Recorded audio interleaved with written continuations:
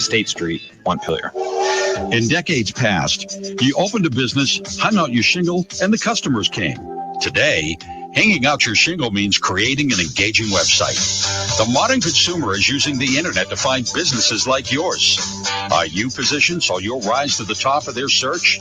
Let the Radio Vermont Group Digital Services work with you to make sure you're visible online and to target your marketing to location, demographic, and interest. Learn more at rvgdigital.com. The Brady Farkas Show is produced and funded by WDEV and the Radio Vermont Group. We welcome listener feedback.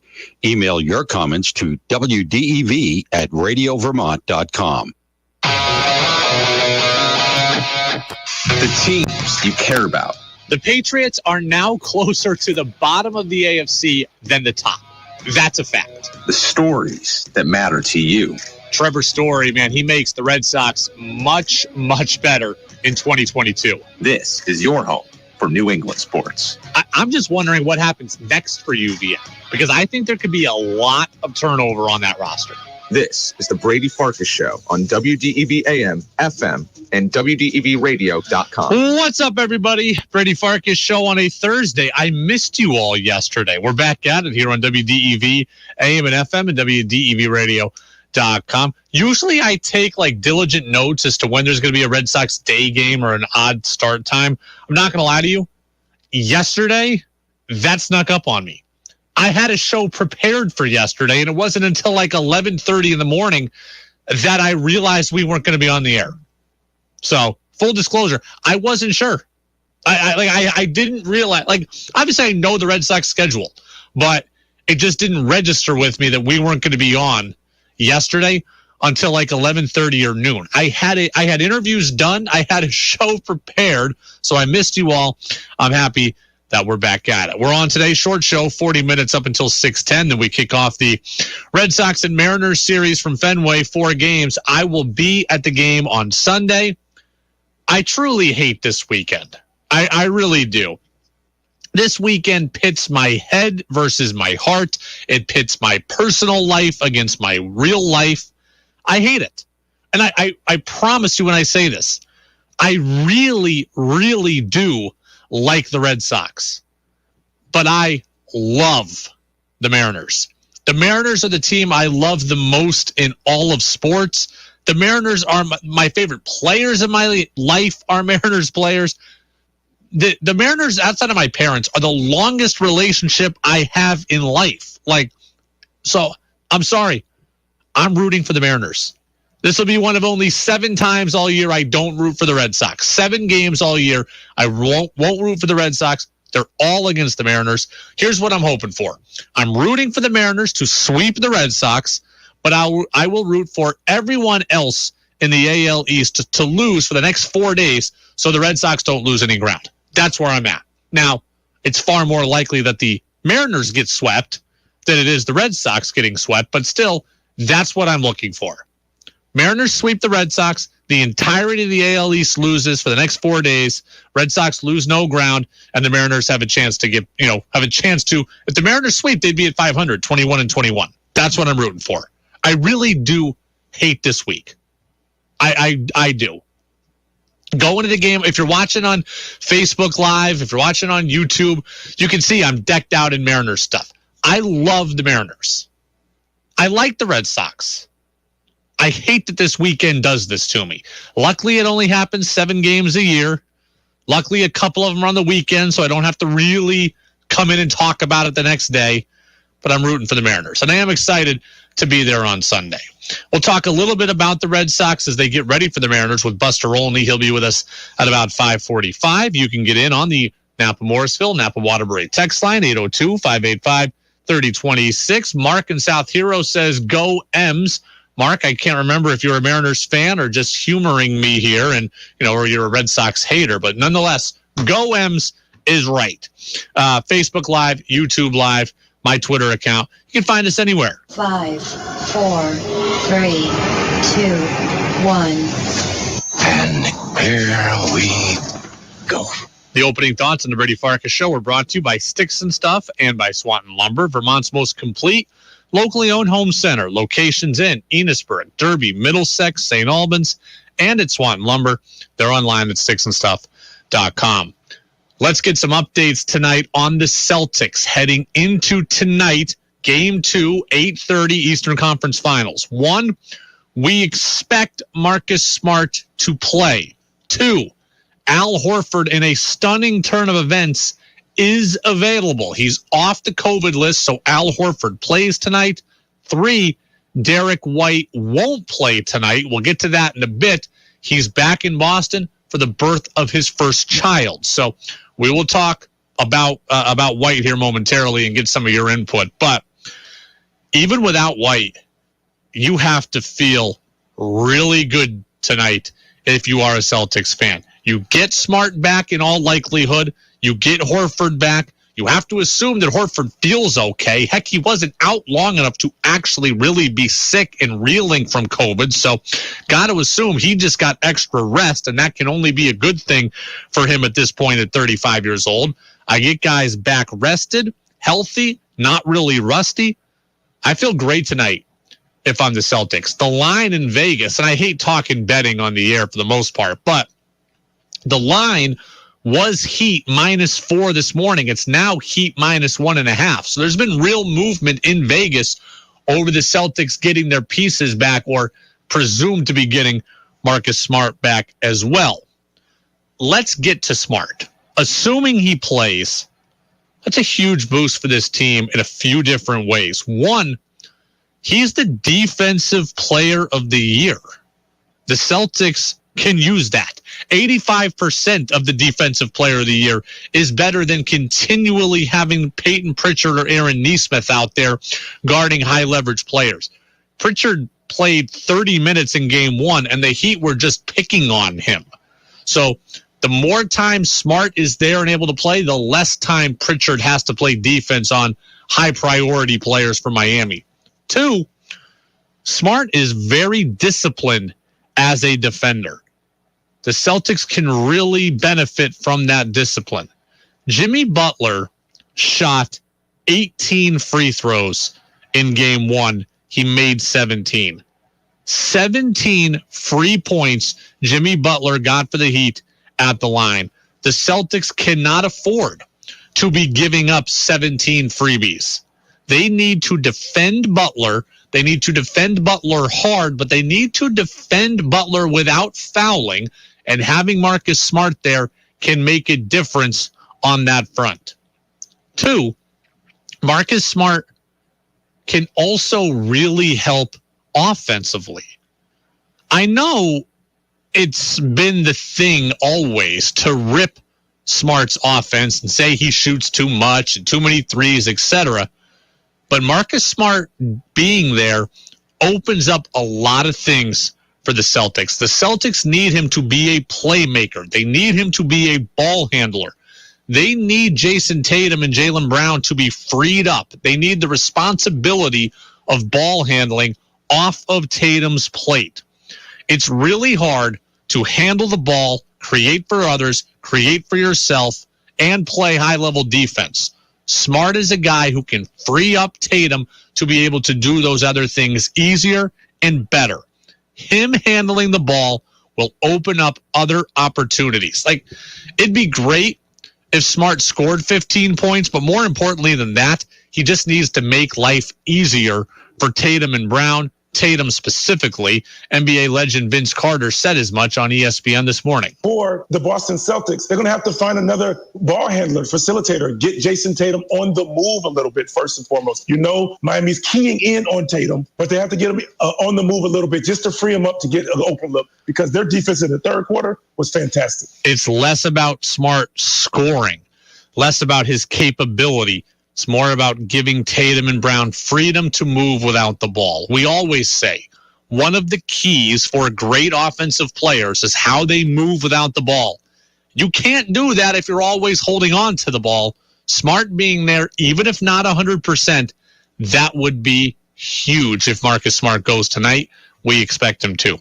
Al Horford, without question, him playing is huge. Another scorer, another guy who can defend in the post, another guy who can rebound, another guy who can hit a jump shot outside. I don't know if Al Horford goes for 10 points or 22 points tonight, or anywhere in between, but he is a guy who can make a difference here. And when you're in the Eastern Conference Finals, you need difference makers. Al Horford can be that. They missed him in game 1. I want to get to the Derek White stuff right now. 802-585-3026. Derek White is missing the game tonight because he's flown back to Boston to be with his wife for the birth of their first child. I have absolutely zero problem with Derek White skipping tonight's game. I don't care that it's the playoffs. I don't care it's the Eastern Conference Finals. I don't care that they're down 1-0 in the series. I don't. Derek White has every right to go be with his wife and his child. And if you think otherwise, then I just simply think that you are wrong. Now, the crew that cared about this a lot at 11 o'clock this morning may not care as much now because Smart should be back and Horford will be back. So maybe people aren't as angry as they were earlier in the day. But I saw comments on articles calling Derek White selfish for this decision. I saw people saying that he should have been loyal to the team. It's great sports talk radio to debate whether or not Derek White should be there or not, but simply, it doesn't really matter what any of us think. All that really, you can call him selfish all you want, but all that really matters is how Derek White feels.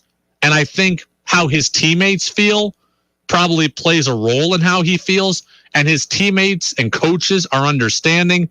The argument really ends there. Derek White wants to be home. I imagine his wife wants him to be home. His teammates and coaches are okay with him being home. That's the end of discussion. That's it. Doesn't matter how John from South Burlington or Joe from Southie or Bill from Portland, Maine feels about the Celtics being shorthanded. Doesn't matter. Derek White has the right to be home, has the right to see his child be born. Ime Udoka said, we support our guys in these situations. Robert Williams said this to NBC Sports Boston just hours ago. Embrace it, enjoy it. We here, we got your back, man. Be with your family, obviously. It's something that'll change your life forever. You know, there's nothing more important, you know, than that, in my opinion. And just thankful you're able to do that, you know, go spend it with his family, you know. Like I said, we got his back. He says, we've got your back. It's the best thing in the world being a father. It will change his life forever. That right there is all you needed to know. Derek White wants to go. His teammates are okay with him going there. Doesn't matter if you're not. You should be, but it doesn't matter if you're not. The only people that matter are Derek White, his wife, and the Celtics coaching staff and players. Everybody signed off on this. Therefore, I have absolutely zero problem with it. Do you? I want the Celtics to win this too. I wish the Celtics weren't shorthanded. That said, don't care that Derek White is not being there. I saw the crew at WEEI say they were fine with it. I saw articles at WEEI say they were fine with it. Everybody that seems rational to me has been good with this decision. Irrational fans I've seen have not been. Where do you stand? 802-585-3026. Like, this is the actual birth of the child. That makes it okay to me. If you told me he wanted to take 3 days to be there for after the child was born, presuming the child is healthy, that might be a different story. But on the night of the birth, I have zero problem with Derek White not being there. So, yes, independent of what you, the fan, may want, no problem. I'm going to ask Buster Olney about this here in a little while. See, you know, he's got a lot of experience with things like this in sports and see what he says. So, and by the way, lastly, here's the reality. Any fan who is mad at Derek White and thinks he should be loyal to the team, I laugh at that. Because the team often isn't loyal to the player. Isaiah Thomas played for the Celtics in the face of unimaginable tragedy when he lost his sister. He played in a game, he played in the playoffs with a hip injury that was pretty bad, and he made it exponentially worse. The team traded him, and his career has been effectively over ever since. Isaiah Thomas is loyal to the team. He plays in the face of personal injury and personal tragedy. And how does the team thank him? The team trades him away. So if you think that the player needs to be loyal to the team, you need to recognize that the team is hardly ever loyal to the player. I have no problem with Derek White not being there. I'd like to think I'd be the same if it were Jaylen Brown or Jason Tatum. Maybe some people are okay with it because they don't think White is that big a deal in missing him, but I like to think I'd be okay with it no matter what. It's the Brady Farkas Show on WDEV, AM and FM, and WDEVradio.com. We're going to take a very quick break, 60 seconds. That's it. Buster Olney is going to be with us shortly here on the Brady Farkas Show on DEV. Jameson Insurance is an independent agency serving the WDEV listening area that offers local service from local insurance professionals with national depth and resources. Whether it's home, auto, or business insurance, Jameson's seeks solutions to coverage and pricing questions for you from dozens of coverage sources. When you get a proposal from Jameson, you know that they've done their homework, and you have peace of mind. Reach out to them at JamesonINS.com. For some people, all they need to know about weather is the high temperature for the day. But if you're one of those people who really wants to understand the hows and whys of weather, especially here in the Green Mountain State, then Roger Hill's Weather Classroom podcast is for you. Some of the topics I'll explore are the types of precipitation, global temperature averages, and tropical cyclones. Roger Hill's Weather Classroom podcast is available at WDEVradio.com, Apple and Google Podcasts, Spotify, and Amazon Music. Your chance to be part of the show is on the text line at 802-585-3026. Now it's back to the Brady Farkas Show on WDEV AM, FM, and WDEVradio.com.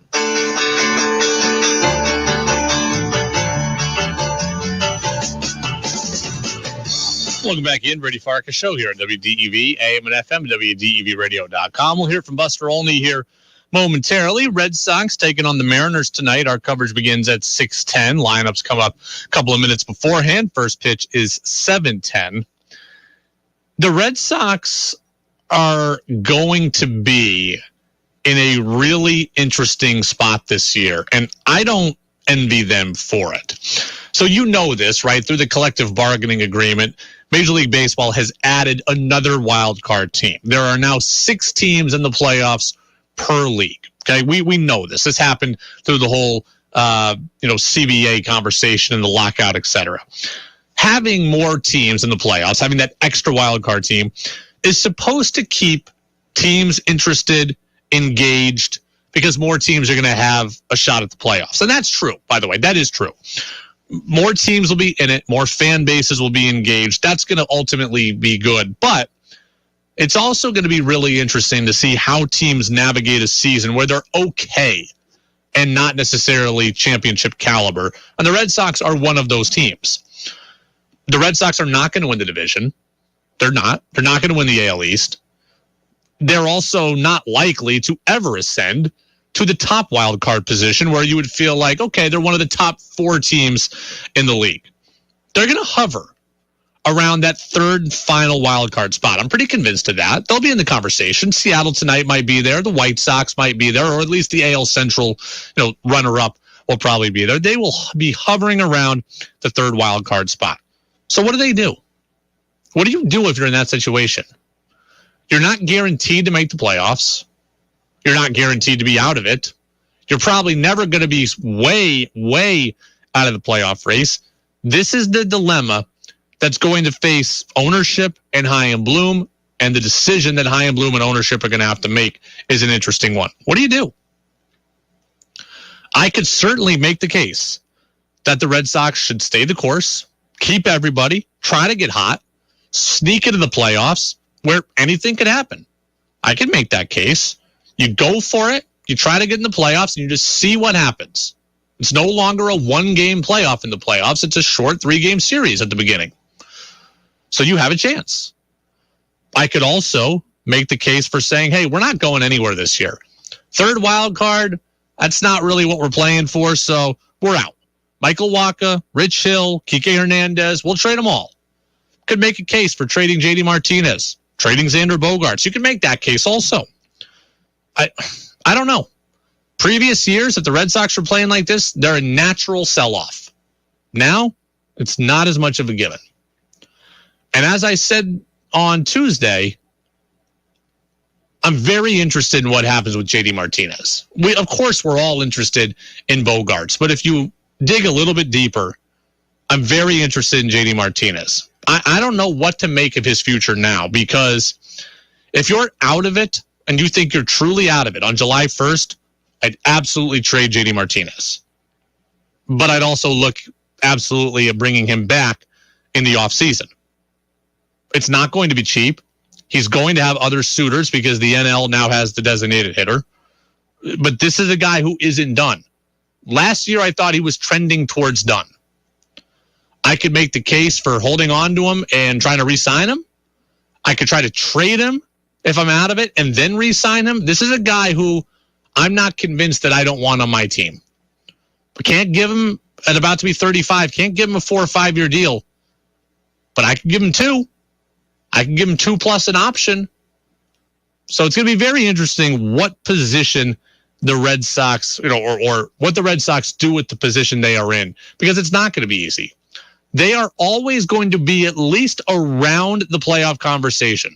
Is that enough to allow you to hold your pieces? Is it enough to cause you to go and acquire more pieces? Or do you start selling off assets and say, hey, yeah, we're in it, but we're not really in it? We'll continue to monitor that, obviously, all season long. It's the Brady Farkas Show on WDEV, AM and FM, and WDEVradio.com. That leads me into our Buster Olney interview. I spoke with Buster earlier this afternoon. The full interview is 13 minutes long. It's available already on the Brady Farkas Show podcast channel at Apple Podcasts and Spotify. I play for you 6 minutes of that Buster Olney interview, and I started with just that thought. Buster, how do a team like the Red Sox navigate a season in which they're not really in it and they're not really out of it? Yeah, and I think that, fans would say, look, if we have a chance to be in a postseason series, then you go for it, right? You can't give up. I will tell you that privately, most teams that you speak with, most front office executives feel like we're not going to go crazy augmenting a team that's going for, potentially one series. Occasionally you have teams that will be aggressive in those circumstances. The best example in recent years when the Cubs in 2016 were trying to win their first World Series in 108 years. They spent big to get Aroldis Chapman. But I think for the most part, in these analytically driven front offices, they don't think the math makes sense to pay big to try to augment, a wild card pursuit. I kind of wonder, and again, this is all speculation at this point, I do kind of wonder if the Red Sox would be one of those teams that's going to thread the needle.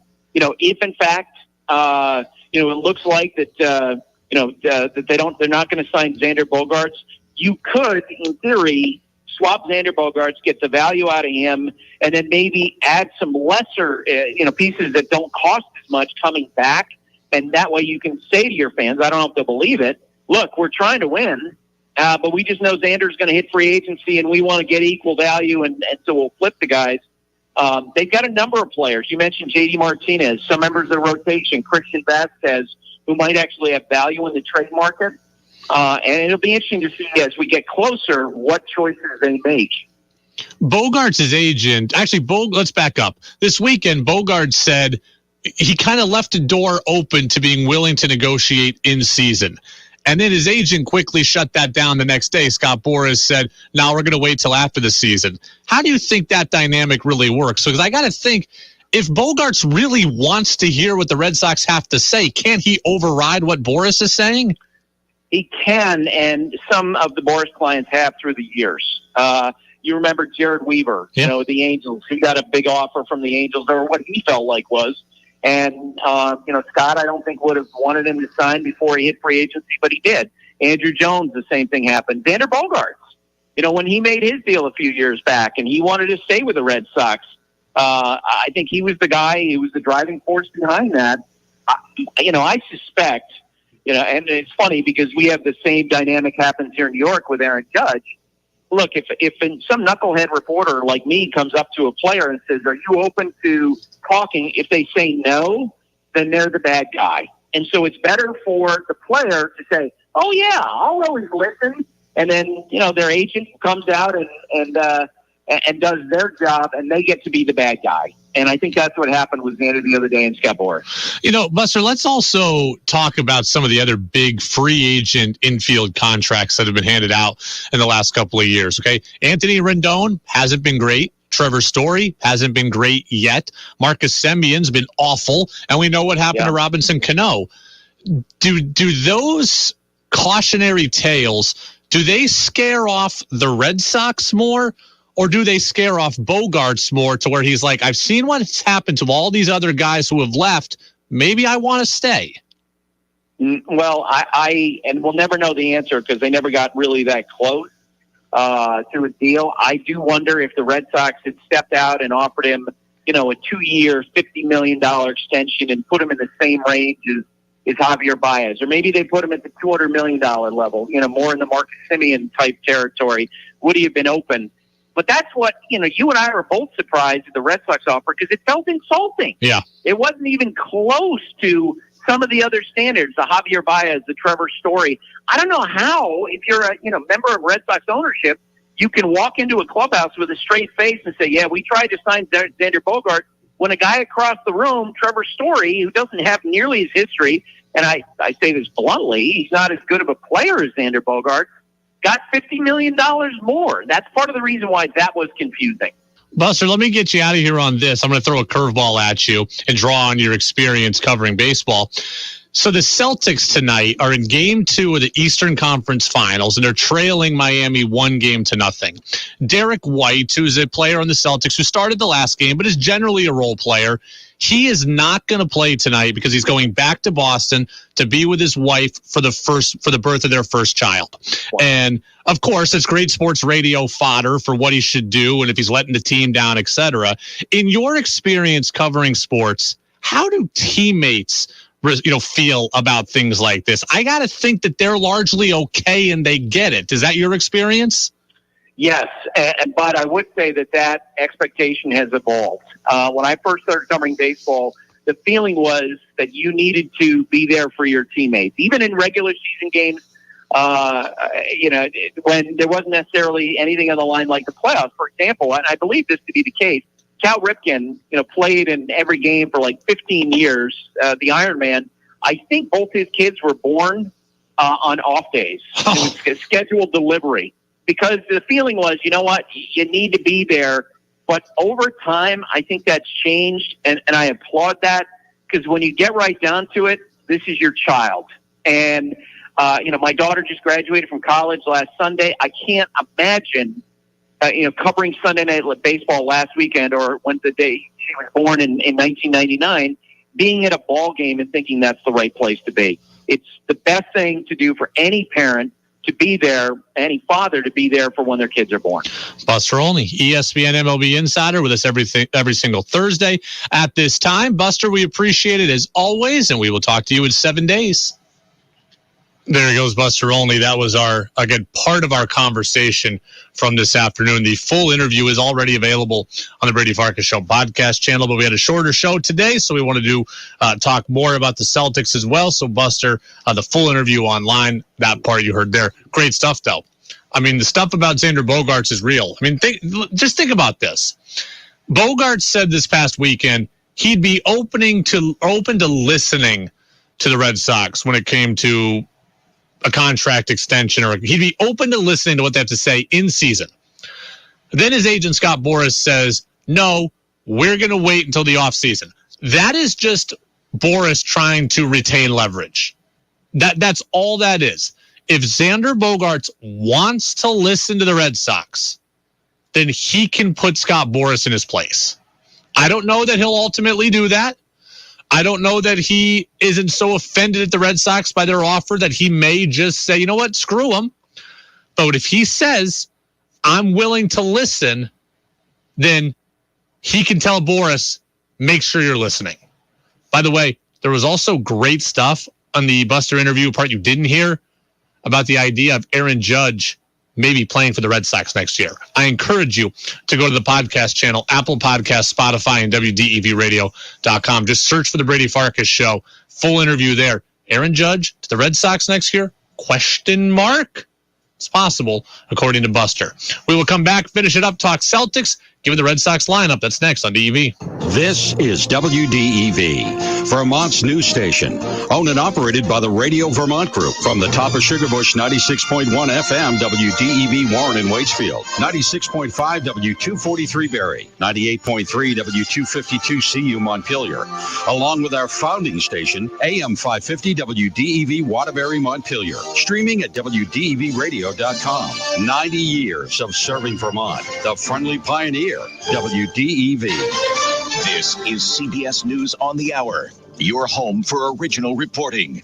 I'm Linda Kenyon in Washington. The head of the FDA faced a tough hearing today on the baby formula crisis. Within days, it will get better, but it will be a few weeks before we're back to normal. Dr. Robert Califf told a House subcommittee his agency is working on a number of solutions and asked for more resources. Lawmakers grilled the FDA chief about the agency's response to warnings of violations at the largest formula factory in the U.S. The agency received reports as early as September 2021, but did not inspect the associated facility until January of 2022. Which is indeed unconscionable. That report from CBS's Deborah Alfarone. The suspect in the Buffalo mass shooting in court today. He walked in very slowly. There were about 5 or 6 people accompanying him. He has 3 attorneys. As Peyton Gendron was leaving, someone yelled out, "You're a coward." CBS's Jerika Duncan.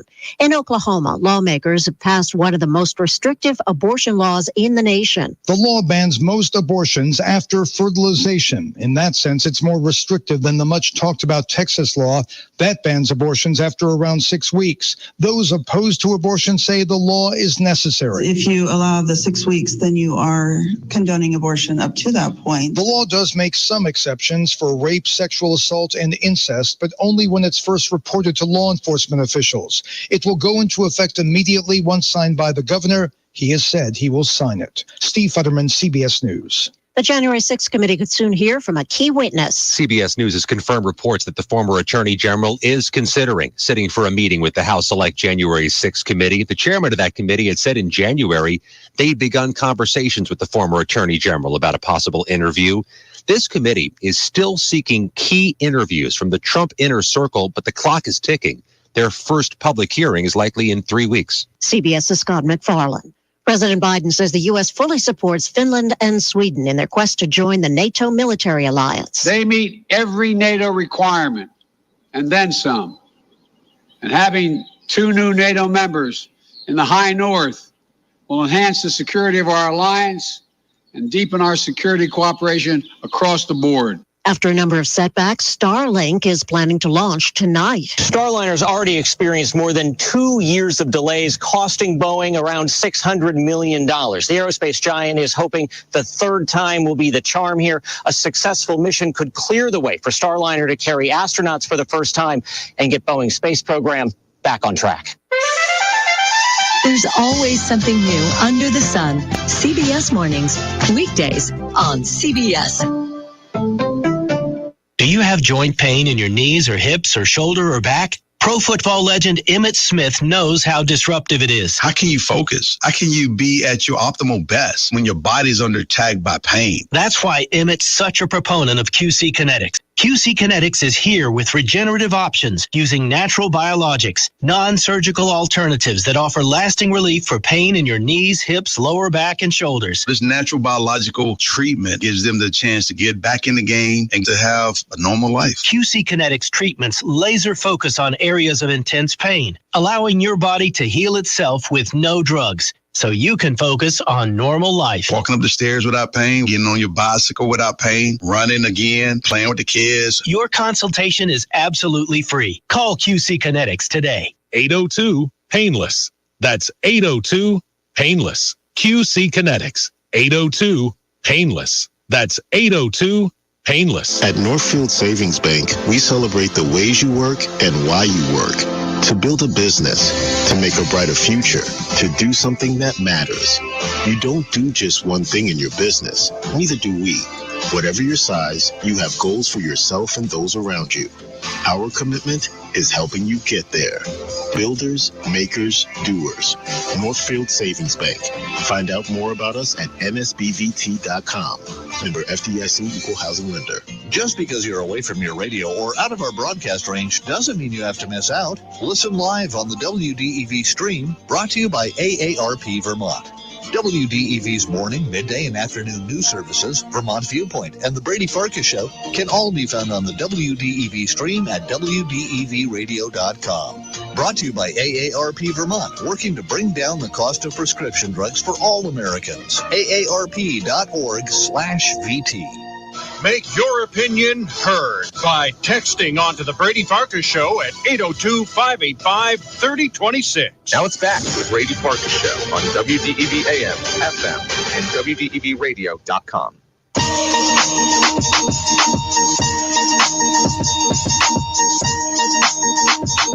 Welcome back in. Brady Farkas Show here on WDEV. Red Sox baseball 5 minutes from now. Of the lineups for you. Sox and Mariners, first of 4 from Fenway Park. I want to quickly get into one thing here on the Celtics, or rather on the Celtics opponent, on Jimmy Butler. I keep hearing about how great Jimmy Butler is, and I keep hearing a ton of praise for Jimmy Butler and how he may be an undervalued superstar, and how he may be the best player remaining in the playoffs, or he may be better than Tatum and all that. And I just want to say this. I love Jimmy Butler also. He's a throwback player. But his attitude only works as long as a team is good, right? His play style only works as long as a team is good. I like Jimmy Butler's game. I like the throwback nature. I like the intensity. But that intensity only works on good teams. You can get away with that when your team is good, being aggressive and demanding, etc. But when a team is bad, I think that Jimmy Butler's personality grates on guys. Remember this. Jimmy Butler's been traded 3 times in his career. So Jimmy Butler on a winning team is a great leader. Jimmy Butler on a bad team is a malcontent who grates on guys. He got traded from Chicago to Minnesota. He got traded from Minnesota to Philly. And he got traded from Philly to Miami. He has been traded 3 times. So being so intense and being so demanding and being so aggressive, that when you're winning, that's awesome. You are the blueprint when you are winning. But when you are losing, you are just frustrated, and you are frustrating to be around. So I'm not taking away anything from Butler. And look, he's been in Miami for a handful of years. He got to the finals in the bubble. He's in the Eastern Conference Finals now. So he is winning in Miami. He has won. He has been to the playoffs every place that he has been, I believe. I believe he even got there that 1 year in Minnesota, maybe as the 8th seed. I think they might have played Golden State. He's won. He's been a winner everywhere he's been. But when the relationship goes south for Jimmy Butler, it goes south. So just, when you hear the Jimmy Butler praise, and you will continue to hear it all throughout the game tonight, it will be effusive. Just have that in your back pocket. I got the Celtics winning this game. I got him winning by about 6. I don't think they're going to blow him out. I think it's going to be close. Horford back. Smart should be back. I think the Celtics win this game by about 6.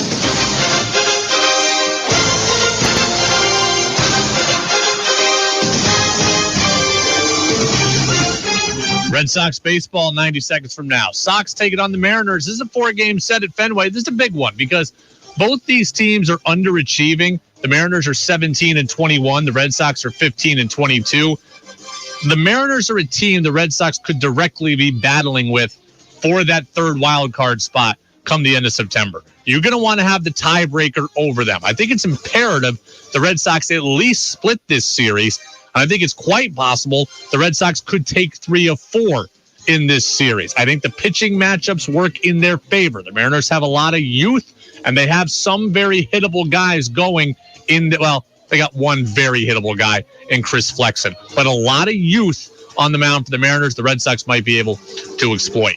Pitching matchup, George Kirby, the young prospect, one of the top pitching prospects in baseball. He's 0-0 with an 0.90 ERA. He's opposed by Rich Hill. Adam Frazier leads off in left for Seattle. Ty France at first. Julio Rodriguez, one of the other top prospects in baseball. He's in center. Jesse Winker's the DH. Eugenio Suarez is at third. Luis Torrens, the catcher. Abraham Toro at second. Dylan Moore at short. Steven Souza in right. For the Sox, Kike Hernandez in center. Rafi Devers at third. Martinez, the DH. Xander Bogaerts at short. Alex Verdugo in left. Trevor Story at second. Bobby Dahlbeck's at first. Christian Vasquez is the catcher. And Jackie Bradley Jr., he bats ninth and plays right field. The Sox go for a win. I've already told you, I'm rooting for the Mariners to sweep. Go M's. This will be the only time I say it all year. Go M's. We'll see you tomorrow. Go find the podcast. Financing.